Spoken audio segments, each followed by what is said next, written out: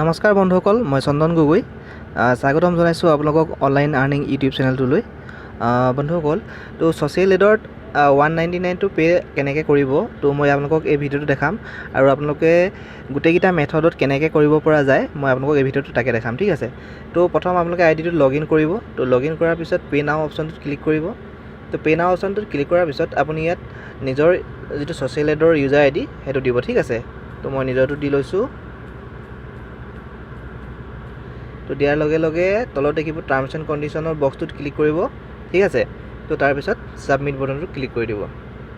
তো submit বটনটোত click কৰাৰ লগে লগে আপোনাৰ যিটো পে'মেণ্ট গেটৱেৰ যিটো পেজ আছে আপোনাক তাত ৰিডাইৰেক্ট কৰা হ'ব অট'মেটিক।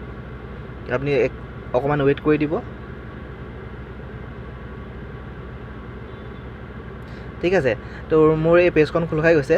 তো ইয়াত 1 নম্বৰ অপশ্যনটো আছে পে'টিএম। মই পে'টিএমৰ থ্ৰুৱেদি যদি মই পে'মেণ্ট কৰিব বিচাৰোঁ তো মই পে'টিএমটো ইয়াত মই লগ ইন কৰি পানি মই পে'মেণ্ট কৰিব পাৰিম। ঠিক আছে, নাইবা যদি মই ডেবিট কাৰ্ডৰ থ্ৰুৱেদি পে'মেণ্ট কৰিব বিচাৰোঁ তো ইয়াত মই ডেবিট কাৰ্ডৰ নাম্বাৰ অৰ্থাৎ মোৰ যিটো ATM কাৰ্ডৰ নাম্বাৰ দিব লাগিব।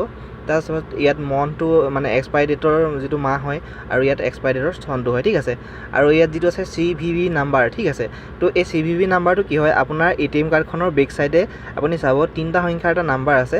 তো সেই নাম্বাৰটো ইয়াত ফিল আপ কৰি দিব আৰু আপুনি পে' নাও ক্লিক কৰি দিব। ঠিক আছে, তো পে' নাও ক্লিক কৰাৰ লগে লগে আপোনাৰ সেই ATM কাৰ্ডখন যিটো বেংকৰ হয় তো সেই বেংকৰ একাউণ্টৰ পৰা আপোনাৰ পে'মেণ্টটো ডিডাক্ট কৰা হ'ব আৰু আপোনাক কনফাৰ্মেশ্যন এটা মেছেজ আহিব আপোনাৰ পে'মেণ্টটো ছাকচেছ হৈছে নে ফেইল হৈছে। ঠিক আছে, তো এইটো হ'ল ডেবিট কাৰ্ডৰ থ্ৰুৱেদি আপোনালোকে তেনেকৈ কৰিব পাৰিব। তো নেক্সট আহি গ'ল নেট বেংকিং। যিসকলৰ নেট বেংকিং আছে তো যিসকলে জানে নেট বেংকিং তো তেওঁলোকে নেট বেংকিং ইউজ কৰিব পাৰে। কিন্তু নেট বেংকিং ইউজ কৰিবলৈ হ'লে ইয়াত চব বেংক নাই, ইয়াত নিৰ্দিষ্ট কেইটামান বেংকহে আছে। ঠিক আছে, তো এইকেইটা বেংক ইয়াত নেট বেংকিং লিখা আছে আৰু ইয়াত হয়তো আদাৰত বেংকত ইয়াত অলপ কেইটামান বেংক আছে। ঠিক আছে, তো যদি আপোনাৰ এইকেইটা বেংকৰ কোনোবা এটা বেংকৰ যদি আপোনাৰ নেট বেংকিং আছে তো এইকেইটা বেংকৰ আপুনি নেট বেংকিং ইউজ কৰিব পাৰে। তো নেট বেংকিং ইউজ কৰাৰ লগে লগে আপোনাৰ যিটো নেট বেংকিঙৰ যিখন পেজ হয় তো তালৈ অট'মেটিক গুচি যাব। আপুনি নিজৰ নেট বেংকিংটো লগ ইন কৰিব।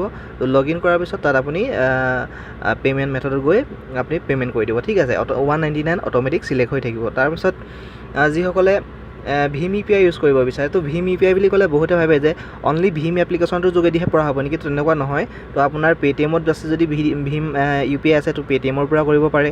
তো যদি আপোনাৰ ফোনপে'ত আছে তো ফোনপে'ৰ পৰা কৰিব পাৰে। তো যদি আপোনাৰ ফ্ৰী চাৰ্জত আছে তো ফ্ৰী চাৰ্জৰ পৰা কৰিব পাৰে। ঠিক আছে, তো ভীম UPIৰ যোগেদি কেনেকৈ কৰিব পাৰি তো মই আপোনালোকক দেখাই দিওঁ। তো এইটো ভীম UPIটোত ক্লিক কৰিব। ঠিক আছে, তো ক্লিক কৰাৰ লগে লগে এণ্টাৰ ইউৰ ভাৰ্চুৱেল পে'মেণ্ট এড্ৰেছ VPA। ঠিক আছে, তো ইয়াত আপোনাৰ যিটো ভীম UPI একাউণ্ট আছে তো ভীম UPI এটা একাউণ্ট নাম্বাৰ থাকে। তো আপুনি সেইটোত দি দিব। মোৰ ভীম UPIৰ 3টা একাউণ্ট আছে। মই অলৰেডি ফোনপে'টোৰ পৰা কেনেকৈ কৰিম মই আপোনালোকক দেখাই দিওঁ। মোৰ এই একাউণ্ট নাম্বাৰটো মই দি দিছোঁ 8011927248। ঠিক আছে, তো @YBL। ঠিক আছে, তো এইটো মোৰ ভীম একাউণ্ট হয়। ঠিক আছে, তো এইটো মোৰ ভীম একাউণ্ট হয়। মই ভীম একাউণ্টৰ পৰা এতিয়া পে' কৰিম। ইয়াত পে' নাওটোত ক্লিক কৰি দিম। ঠিক আছে, তো পে' নাওটোত ক্লিক কৰাৰ লগে লগে আপোনালোকে দেখিছে বিজনেছ ছাৰ্ভিচ পে'টিএম2 এটা অৰ্থাৎ মোলৈ মেছেজ আহিব। ঠিক আছে, আপোনালোকে দেখা পাব মোলৈ এটা মেছেজ আহিব এতিয়া মোবাইলত। এইটো দেখিছে, মই মেছেজটো অ'পেন কৰি দিছোঁ। ঠিক আছে, তো মেছেজটো যেতিয়া মই অ'পেন কৰিম তো ইয়াত তলত এটা লিংক দিছে, এই লিংকটোত মই ক্লিক কৰিব লাগিব। ঠিক আছে, ক্লিক কৰি পানি মই লিংকটো অ'পেন কৰি লৈছোঁ। তো অ'পেন কৰাৰ লগে লগে মোৰ ফোনপে' একাউণ্টটোলৈ অট'মেটিক ৰিডাইৰেক্ট কৰি দিব। এইটো চাওক আপোনালোকে মোৰ ফোনপে' একাউণ্টটো খোল খাই গৈছে। ঠিক আছে, তো এইটো মোৰ ফোনপে' একাউণ্টটো খোল খাই গ'ল আৰু মোৰ ফোনপে'ত যিটো মই বেংক একাউণ্ট কানেক্ট কৰি থোৱা আছে তো সেই বেংক একাউণ্টৰ পৰা এই 199টো মই যেতিয়া পে' কৰি দিম তো ইয়াৰ পৰা ডিডাক্ট কৰি দিব। আৰু পে' কৰাৰ পিছত মই পিন নাম্বাৰটো মাৰিব লাগিব। মই সেইটো আপোনালোকক অনলাইনত দেখাব নোৱাৰিম। ঠিক আছে, লাইনত দেখাব নোৱাৰিম, পিন নাম্বাৰটো মাৰি দেখাব নোৱাৰিম কাৰণ মই ভিডিঅ' এডিট কৰি নবনাওঁ। তো গতিকে পে'টোত কৰাৰ পিছত আপোনাৰ যেতিয়া পিন নাম্বাৰ দিব আপোনাৰ পে'মেণ্টটো ছাকচেছ হৈ যাব। ঠিক আছে, তো এইকেইটা হৈ গ'ল মেথড। তো বাকীখিনি আপুনি যেতিয়া যিটো মেথডত আপুনি ক্লিক কৰিব, ক্লিক কৰাৰ লগে লগে আপুনি অট'মেটিক পাই যাব। ঠিক আছে, 1 ছেকেণ্ড। তো মই এখন বেক কৰি দিছোঁ।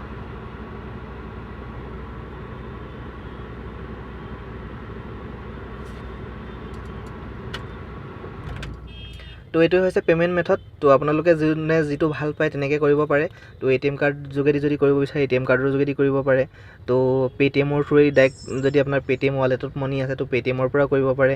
তো আপুনি যি হাৰত কোডটো যোগেদি ভাল পায় তো আপুনি সেইটো যোগেদিয়ে আপুনি পে'মেণ্ট কৰক আৰু যিসকলে কৰিব নিবিচাৰে মই তেওঁলোকৰ কাৰণে কোনো বাই ফ'ৰ্চ কৰক বুলি মই ভিডিঅ' বনোৱা নাই যিসকলে কৰিব বিচাৰিছে তেওঁলোকৰ সুবিধাৰ কাৰণে মই ভিডিঅ'টো বনাইছোঁ তো ঠিক আছে ইমানখিনি যদি আপোনালোকে নিজৰ টীমকো যদি শিকাই দিব বিচাৰিছে তেতিয়াহ'লে আপোনালোকৰ নিজৰ টীমৰ মেম্বাৰসকললৈ ভিডিঅ'টো শ্বেয়াৰ কৰক ঠিক আছে থেংক ইউ